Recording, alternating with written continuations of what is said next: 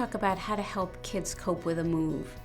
There's plenty of times in their life when children sometimes have to move. Usually it's not their choice, it's their parents' choice. So you have to realize that they may or may not be on board with whatever this move and journey is. You may be very excited about it, they may not. There's three parts to a move, really, to think about. There's before the move ever happens, there's the actual move, and then there's after the move in terms of moving in and getting settled.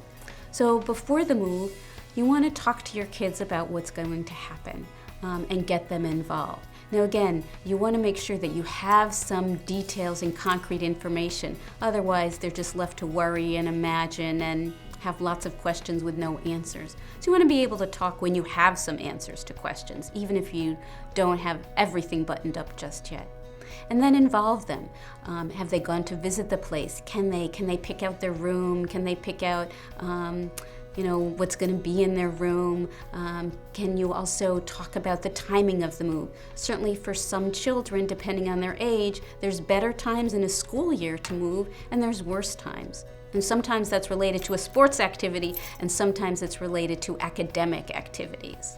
And then, like I said, get the kids involved by maybe looking on the internet, going to visit the place, finding out about it, getting information, finding out the kinds of museums or the kinds of activities or water parks there are there. So you can think about what's going to be the same and what's going to be different from their everyday life.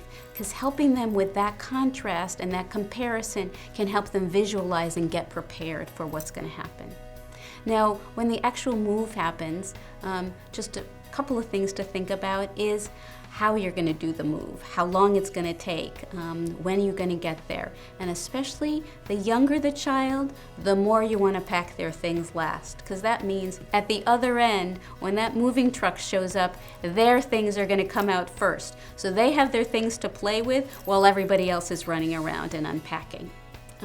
Then after the move, you want to think about getting everyone adjusted to the place. Sometimes before you leave, you want to already set up that one visit back, that first visit back for the family or for the child with their friends. And they have something to look forward to in terms of staying connected. But you also want to make sure you can help them get connected to their new place. You may need to do some legwork for setting up systems that are supporting your family. If the child has learning or emotional problems, get your resources, get your doctors in place. Find out about sports activities. Find out about the things that they did where they were and how they can do them where they are going to. And then an interesting thing to do is help get acclimated. Get involved maybe in a extracurricular activity, get involved in a religious organization, a community organization, and you need to model for your children how you are making friends, how you are getting involved, how you are getting connected to this new place.